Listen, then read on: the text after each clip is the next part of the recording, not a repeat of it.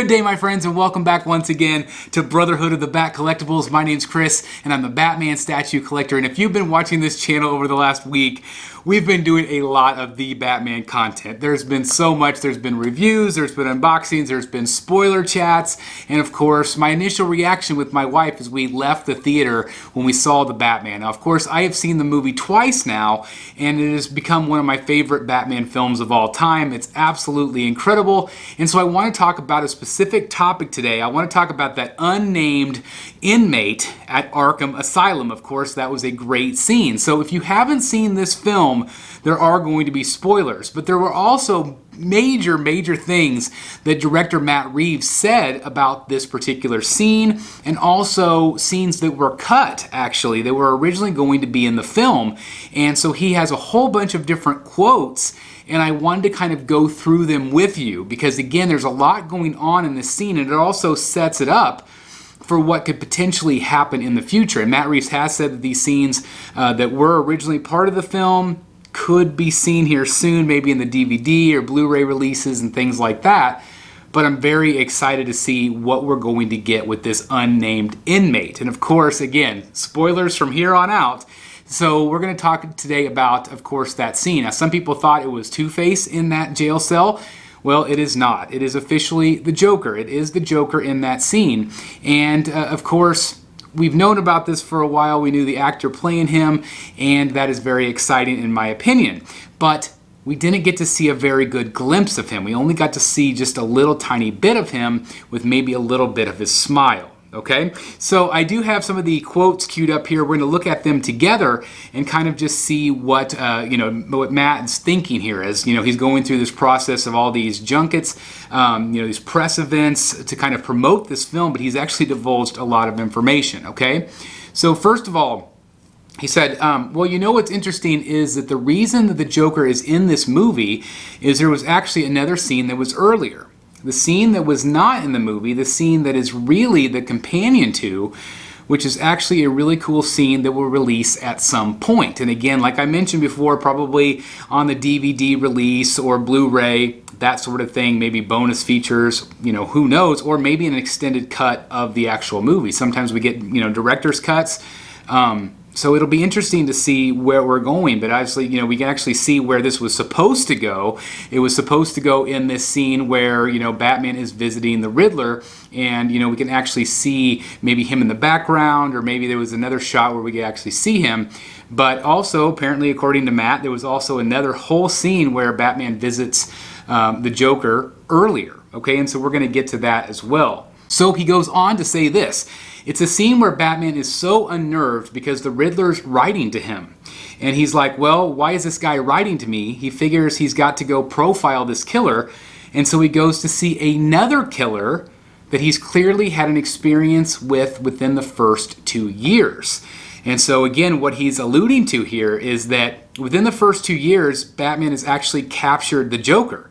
And he has put him in Arkham or whatever. And he wants to go talk to the Joker, kind of like Hannibal Lecter style, if you've ever seen that movie where she actually goes to him to try to figure out, the motives of this other killer.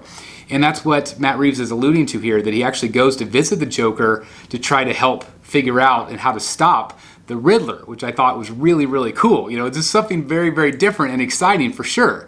But anyway, I love the quote that Matt gave us here, because again, it gives us some insight into what was going to happen in the movie. Okay, so then he goes on to say, and this killer in this story is not yet a character we've come to know, right? So everybody in their kind of infancy, and so in the comics, these characters often declare their alter egos in response to the fact that there's a Batman out there. Okay, so, and then we have this Joker who's not yet the Joker, and I wanted to do an iteration of him. I worked with Mike Marino, and the scene where you see in the future, you'll see whenever we worked out whatever, and it's kind of held in this kind of like very suspenseful way, away from you visually. So again, he's saying that the Joker is not actually the Joker yet. Just like, Selina isn't necessarily Catwoman yet. Penguin is not necessarily the crime boss Penguin yet. So these, again, he's gone on to say before that really these characters it's not an origin of Batman's story, but it is an origin of the villain's story, which I think is refreshing. I really like that. We talked about it on Rogues Gallery Live the other night, that yes, it would have been maybe nice to have a little bit of origin for Batman, that maybe that was missing a little bit. Maybe we would like to see Matt Reeves' take, but again, it's really cool to see the infancy, like he said, of these characters. He's not quite Joker yet. Maybe Batman put him away, but he's not actually Joker yet. He's not actually the clown prince of crime yet, which is pretty awesome. So this next part is actually really, really cool, okay? I wanted to create an iteration of him that felt distinctive and new, but went right back to the roots. So he's kind of very much out of that Conrad Veidt sort of mind. And the idea of the silent film of the man who laughs, who got his congenial disease that he could never stop smiling. And I was like, well, maybe there's something here where it's not something where he fell in a vat of chemicals. Or it's not the Nolan thing where he has the scars and we don't know where they came from. What if it's something that has been touched on, that he's been touched by birth, okay? And he has kind of a congenital disease that refuses to let him stop smiling, and he's had this very dark reaction to it, and it's made him. He's had to spend a life of people looking at him in a certain way, and he knows how to get in your head. I absolutely love this. I love this because, of course, Conrad Veidt from The Man Who Laughs, this was an absolute inspiration for the Joker. This is where, maybe Jerry Robinson first drew him, or maybe Bill Finger. Whoever first drew him first got it directly from that movie. It was absolutely incredible, and it's a character where he was born with a smile, a permanent smile. And so this would be a different take. Again, he's saying, how can we make this a realistic take? How can we make it fit in this realistic world? Could somebody really fall into a vat of acid and live? Or, what would that do? And so I like that he's kind of thinking out of the box, and really he's not even thinking out of the box because he's thinking about origin stories. He's thinking about the origin of what the Joker truly came from, that inspiration. So I love this. I absolutely love this idea that maybe he's got this permanent grin, and we can actually kind of see it. We can kind of see that smile in that scene, which is really, really cool. He says, it's like the Phantom of the Opera. He has a congenial disease where he can't stop smiling, and it's horrific. His face is half covered through most of the film. While it's barely perceptible in the movie, Marino's makeup evolved Veidt's, giving Keegan an unceasing righteous grin. So again, it's very creepy. It's very terrifying, I think, of what could possibly happen here.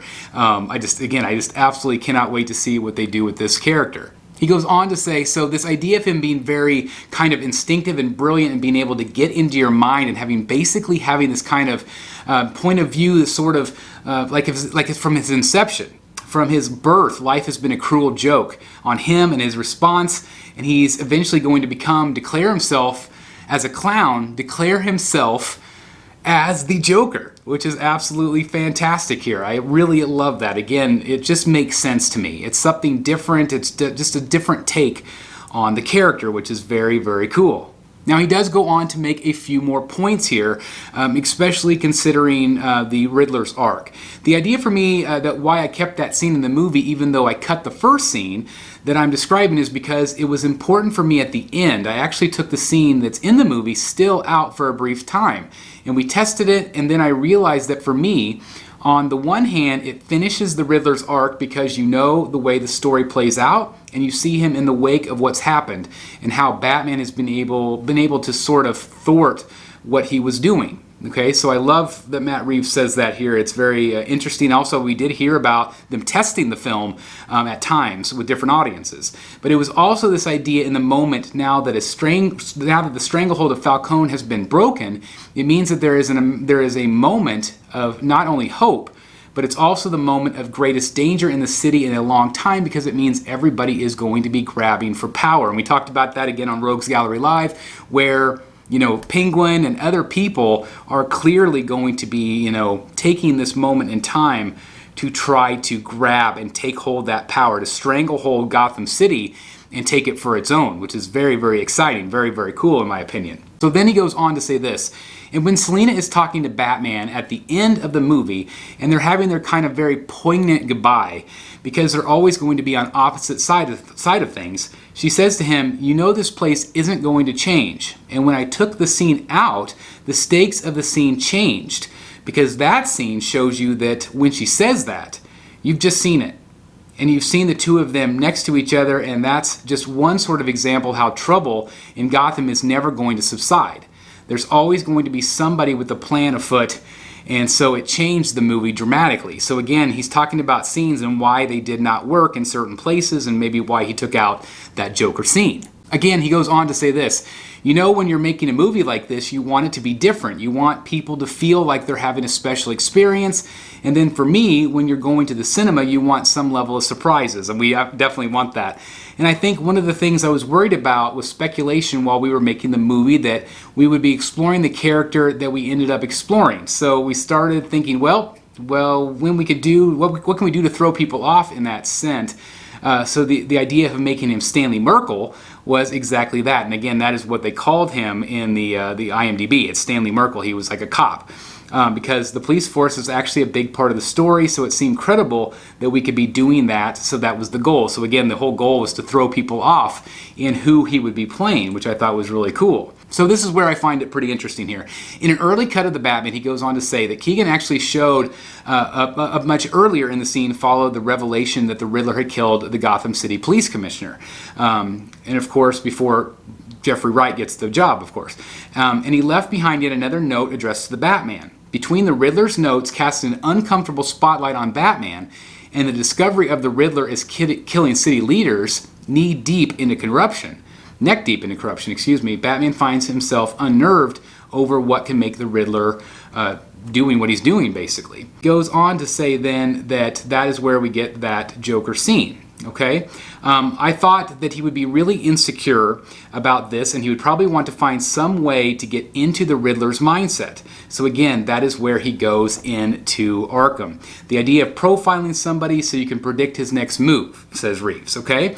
And again, that does go right back to that Hannibal Lecter type situation where he wants to go pick the brain of this character. So Reeves did shoot a scene in which Batman snuck inside Arkham, arriving at the door of this specific inmate, and the guy says, "It's almost our anniversary, isn't it?" Oh my God, how freaking great is that? It's almost our anniversary. Isn't that exactly what the Joker would say? If Joker got put into Arkham a year ago, and it's almost a year since he's been put into Arkham, come on, that's freaking awesome, right? You realize that they have a relationship, and this guy obviously did something, and Batman somehow got him into Arkham. So again, that is just absolutely brilliant. I love it that he would be going to the Joker for help, for advice, before maybe he's even the Joker. Maybe he realizes that he's already a genius or whatever. I don't know. I just think that is absolutely freaking awesome, right? I love that. I love that. And again, it's sad that we didn't get to see that scene, but maybe we'll still get to see it eventually. So it's very, very interesting. I really like what they did there. He says, as they talk, Batman tells Joker he wants to know how Riddler thinks. Joker reply is relayed to Reeves. What do you mean? That you want to know what he thinks? You guys think the same. So basically what he's saying there is like, I want to know what he thinks, but Joker is saying that you think the same as the Riddler. Come on, again, that is so great, right? It is so great. And again, I just feel like that would have been such a cool scene to see. With all of this said, with all of these amazing quotes, and again, thank you for reading along with me with these. With all of these amazing quotes, it does beg the question is, will we see some of that backstory? We do know that they are doing a Penguin show. We do know that they were going to do a GCPD show that's kind of evolved into an Arkham show. Matt Reeves has said that this week. So, will it still be some GCPD? Probably. Will it still be some of those stories? Will we see Joker get incarcerated, or whoever he is before he becomes the Joker? I just think that is very, very exciting to be able to see that, and maybe we'll see it in future films as well. I think that if they build that Joker story up, and then he, pops up here and there in the second and third films and creates chaos, I do think that could be very freaking interesting. I just love that. I don't know. What do you guys think? I want to turn it over to you guys. What do you think of listening to all this information? What do you think of that missing scene that we didn't get? Would you have liked that as part of the movie, or do you think that they made a good choice of leaving him out completely? But regardless, I do want to hear your thoughts. What do you guys think? What do you guys think of that permanent grin from birth? Do you guys like that idea versus the traditional white makeup or the traditional, scars from the Nolan films, or the vat of acid? What do you guys think of that?